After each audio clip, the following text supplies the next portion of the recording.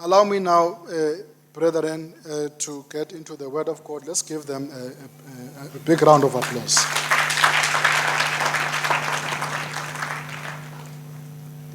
Allow me to, let's get into the Word of God this morning. The book of Psalms, chapter number 20, verse 7. The book of Isaiah, chapter 31, verse number 1. And the book of Ecclesiastes, chapter 9, verse 11. These will be the scripture readings we are going to look today as I introduce the subject and conclude in about I have only 25 minutes because we have to then shift the gear for the next service. Allow us to read, and please, my sister, can you read those verses? No, Psalms 20, verse 7, Isaiah 31, verse number 1.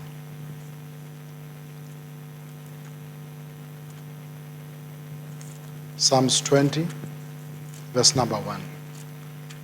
Psalm 20. Verse number 7. Verse what is 7? Who is changing my message? Psalms 20, verse number 7. Yes, please. Psalm 20, verse 7. Some nations boast of their chariots and horses, but we boast in the name of the Lord our God. Isaiah 31, verse 1. What sorrow awaits those who look to Egypt for help, trusting their horses, chariots, and charioteers, and depending on the strength of human armies, instead of looking to the Lord, the Holy One of Israel. Ecclesiastes. Maybe let's just take a pause on those two portions of scripture before we introduce the Ecclesiastes as a way of introduction. The scripture, the New King James Version says, some trust in chariots and some in horses. But we will remember the name of the Lord our God. In Isaiah, woe to those who go down to Egypt for help and rely on horses, who trust in chariots because there are many, and in horsemen because they are very strong. They count on the number, they count on the strength, then they put their trust and reliance on those things. But he says, but they do not look to the Holy One of Israel, nor seek his help. They think when there's a problem, we can go down to Egypt. Egypt is going to help us. They have got so many chariots. They have got so many horses. They are a renowned powerhouse during this time. It was a time of war. When you felt threatened, you did not know what to do.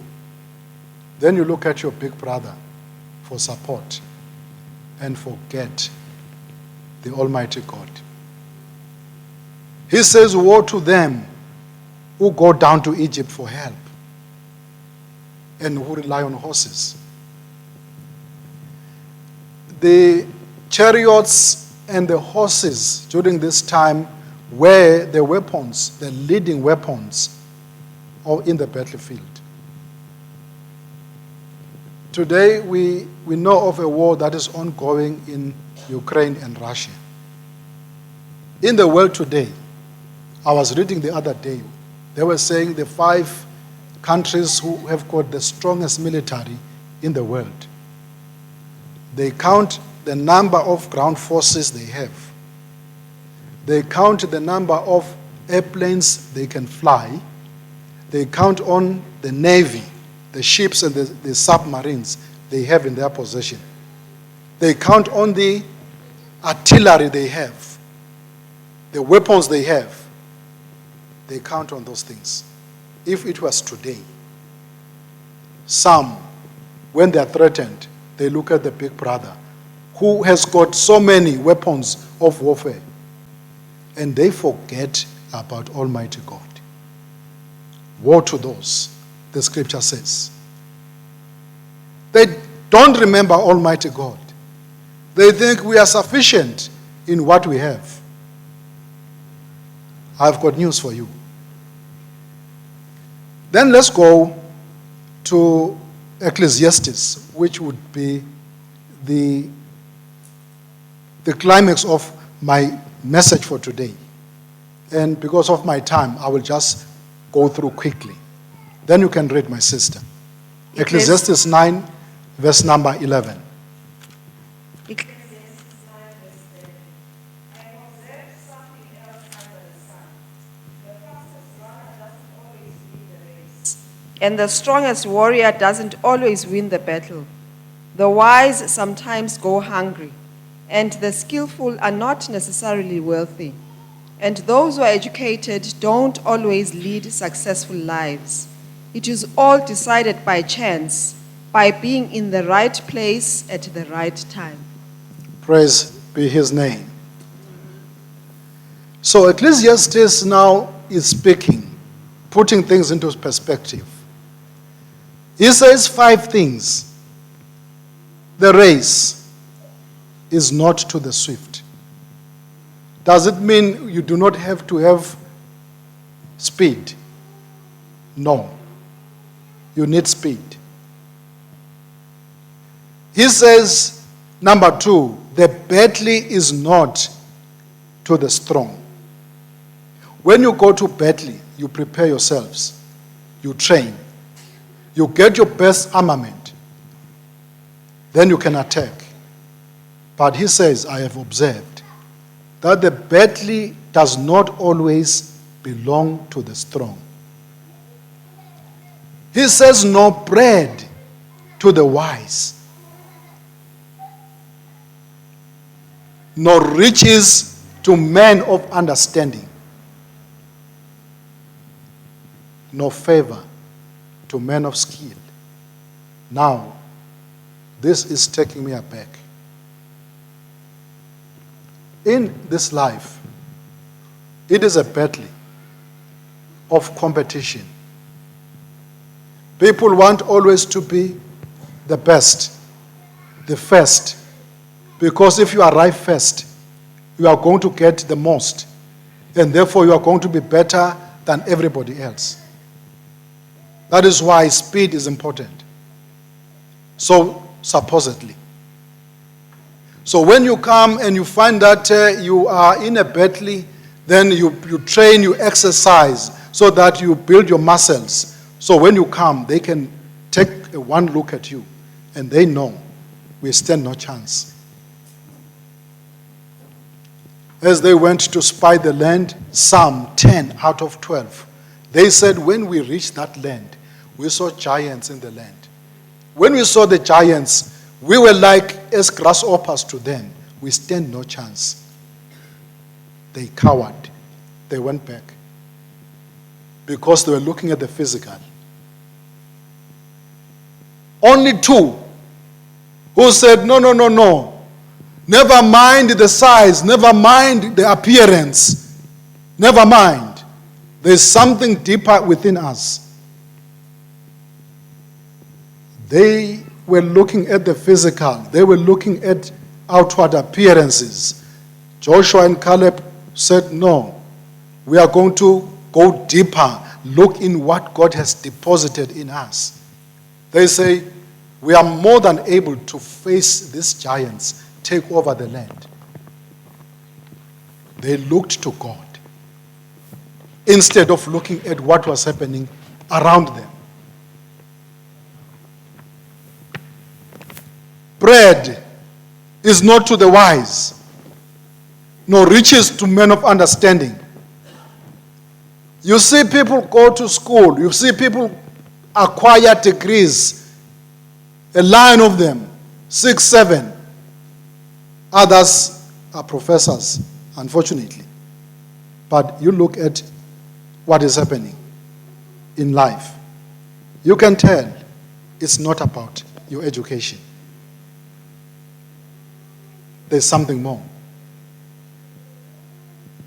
The skill that we can acquire is not enough. These are 5 virtues that are important, that we need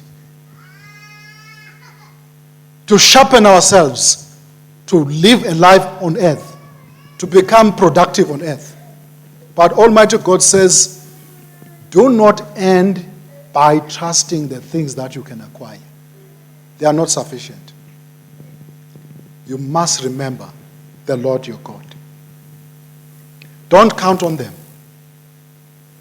It is only God who determines what becomes of you, what becomes of me.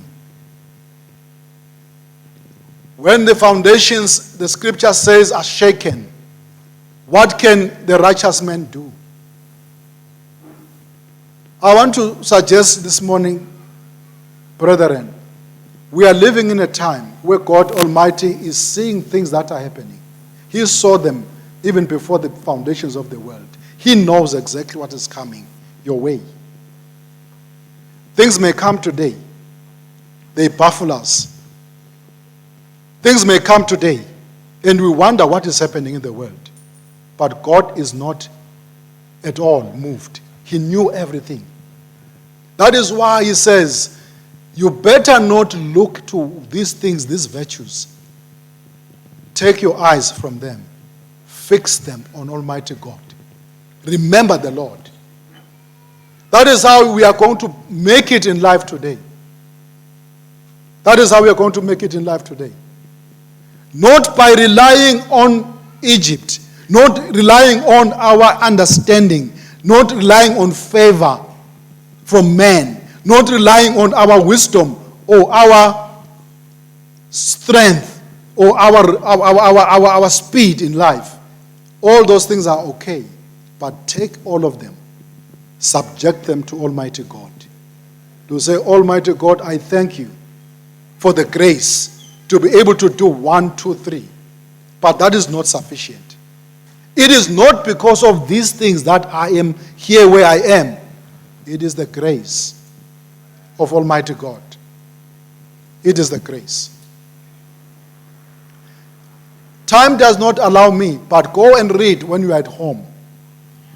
There is a man called Asahel. He had 3 brothers, sons of one man. They were warriors. It happened that Israel and Judah engaged in war. And these guys pursued Abishai, who was the commander of the other army. So this man, young man, outran his brothers because he was swift.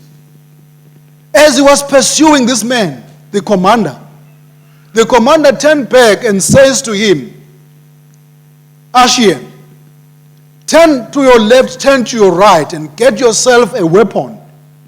The man wouldn't listen, the young man. He was relying on his strength, on his swiftness. He ran faster. He came closer and closer and closer. He told him again, young man, look to your left, look to your right. At least get yourself a weapon. The young man didn't listen. He had strength and reliant on his swiftness. He came closer. Abishai turned around. He took out his spear. He plunged it into him. The young man died. So his swiftness, his agility couldn't help him.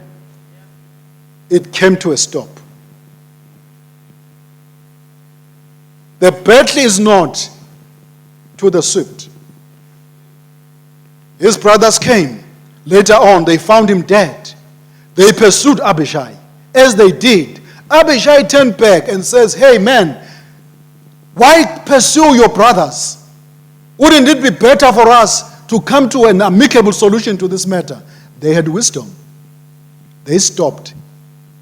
He blew the trumpet. The war stopped. They were saved.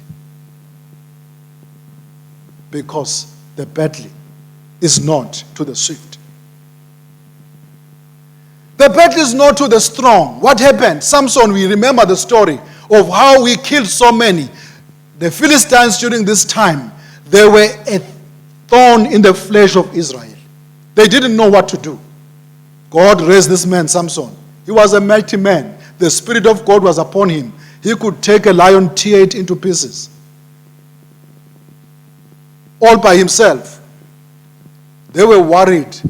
There has come a man with the Spirit of God. He's causing havoc now. He's stopping us. These people were our domain. We were doing whatever we wanted to do. But this man is a threat. They wanted his power, his strength. How can we overpower this man? They failed so many times. He relied on his strength. But he had a moment of weakness where he told Delilah his strength. And then we know the story, what happened. So now he rises up and he says, like the other times, because I'm a strong man, I'm going to rise up and deal with this situation. But now, lo and behold, the power was gone. The battle is not to the strong. We have got our limitations. Our swiftness, our strength will come to a stop.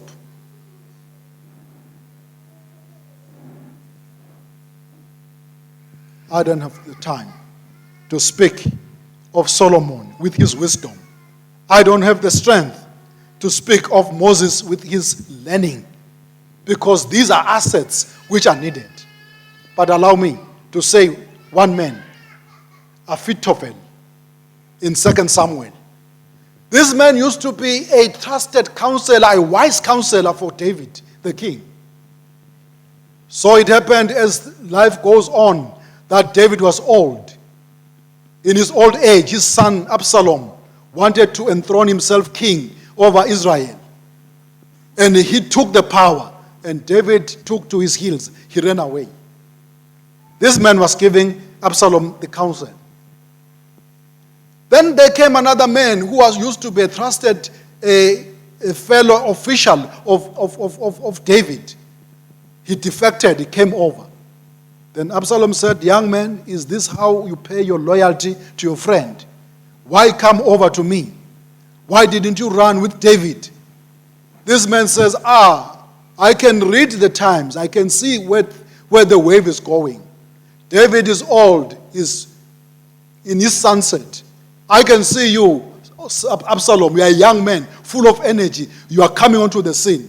I am changing allegiance because I want to be with you. Whoever God is appointing, whoever the people are trusting, I want to become his servant. He says, okay.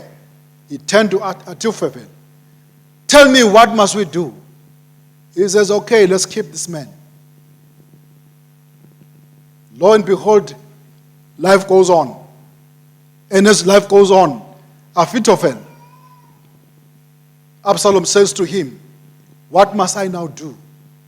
He gave him an evil counsel. He says, in order for you to get the whole nation around you, behind you, go now to your father's concubines, so that this thing will become evil in the sight of David. The people would know you have arrived. He turned to this young man, what do you think? Should I go ahead with Ahithophel's counsel? He says, no, you do not have to do that. Why? Because David is a man of war. He's trained in war. I know him well. If you send young men to kill him, you will never find him. But let my king, let's go all the armies. The king himself must go to war. Then we will find David. That is where we are going to be killing him. And this counsel became accepted to Solomon. And the old man, who used to be a trusted counselor, Ahithophel, on that day, his counsel fell flat on its knees. Some trust in horses, some trust in chariots, but we will remember the name of the Lord our God. Almighty God seems to be saying, we are living in a space and a time where only those who trust and depend upon God are going to make it. The things, the well-tested and tried things are no longer going to be sufficient to carry us through. They will not.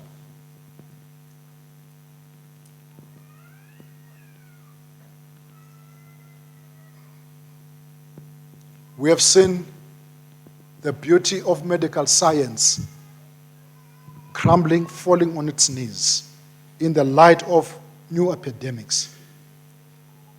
If you trust in science, the medicine, you are lost.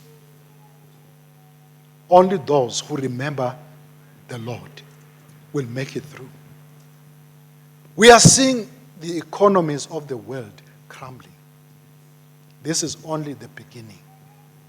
Those who trust in their wealth, those who trust in their businesses, those who trust in their jobs, those who trust in whatever means of generating income, it will come to a stop.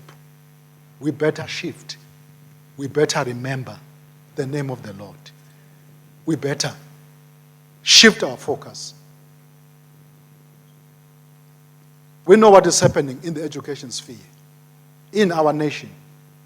The quality of the education that we are getting, not just in our nation, the quality of the education that we have been getting. They are saying it's an education that is outdated because it produces people with certificates but with no means of livelihood. We're spending millions, thousands of emalangeni sending kids to school. At the end of the day, what are they going to do? We are pumping money. It's time we remember the Lord, our God. Why? Because Almighty God knows the future. He knows the current state of affairs. He knows exactly what was going to happen.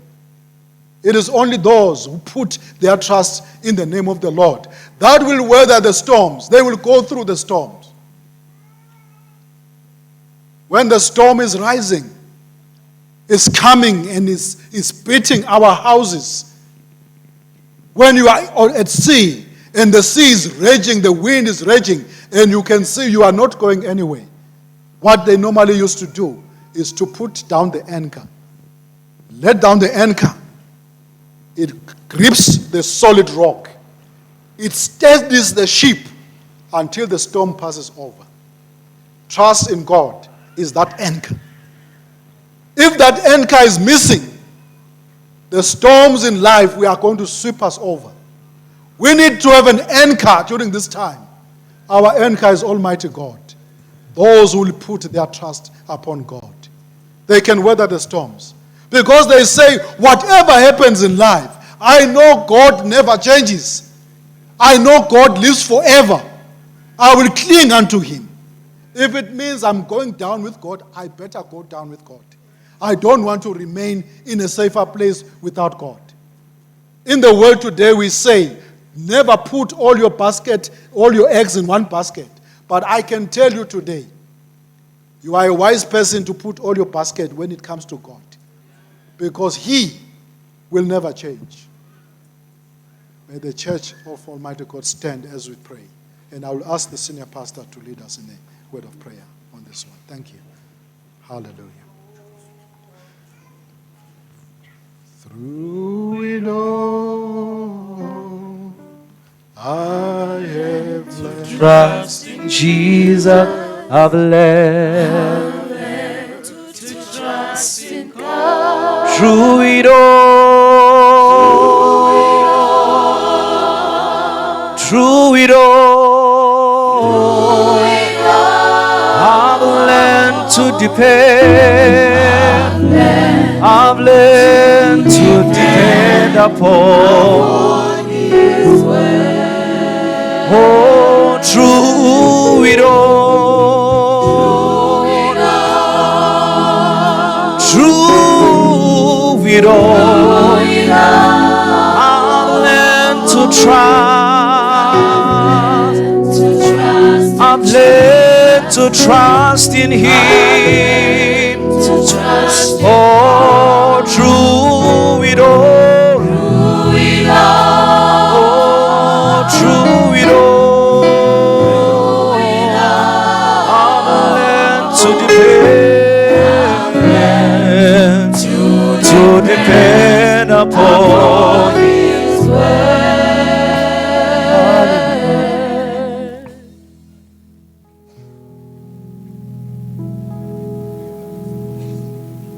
Thank you, Lord Jesus. Hallelujah. Thank you, Lord. Thank you, Jesus. Baba siyabonga. Siyabonga Baba ekuseni. uNkulunkulu wami nothandibayo. We are thankful to you for this word that gives life. Thank you, Jesus. When everything else passes by and everything falls and crumbles, you are the one that remains unshaken. Thank you, Jesus. You remain unshaken. You remain unshaken. You are the strong foundation. You are the strong anchor. You are the anchor that holds. You are the solid rock. Thank you, Jesus. Thank you, Jesus. Thank you, Jesus. Thank you, Jesus. Thank you, Jesus.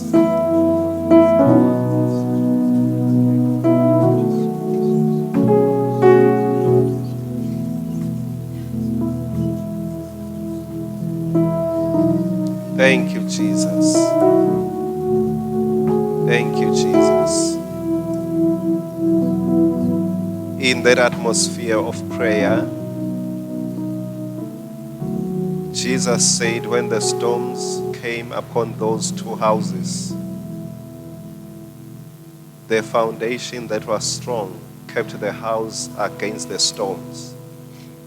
And Jesus does not only stop our storms, but He allows the storms to prove that He remains the solid rock. Make your decisions in line with Jesus.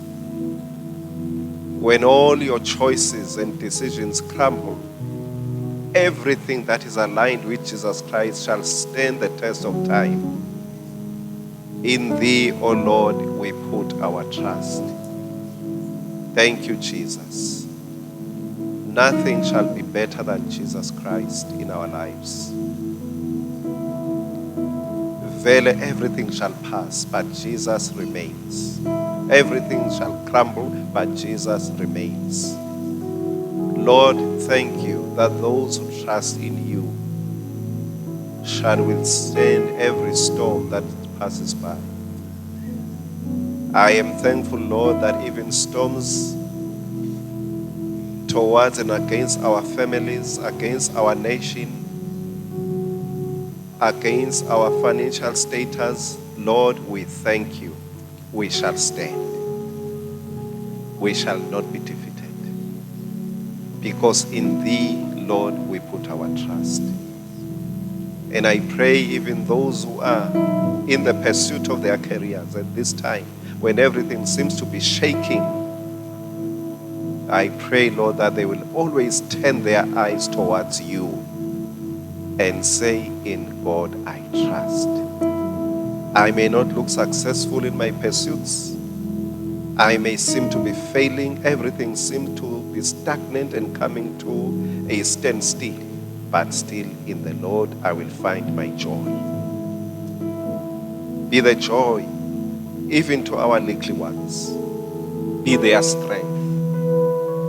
When our education system seem to be attacked by the pandemics of our times, I pray, Lord, that even our little ones may know there is God in heaven. And in you, Lord, we put our trust. When businesses are shaking and those who earn their living through businesses, Lord, may it be an awake call. God will never be shaken. Thank you, Jesus, that you shall sustain them when they cannot make means, when they cannot make things come together, when they seem to be losing business, but they will never lose God. Thank you, Lord, you are on their side. And I pray that you'll be glorified against every sickness and disease. When there is no specific solution, even at this time, but Lord, thank you. You remain our solid rock to minister life, to minister wellness, to minister healing. And all glory and honor be unto you. And we shall ever give you praise for what you have done, for what you are doing, and for what you shall do. Glory and honor be unto you now and forever and ever. Amen. Let us give him praise. Thank you, Jesus. Thank you, Lord.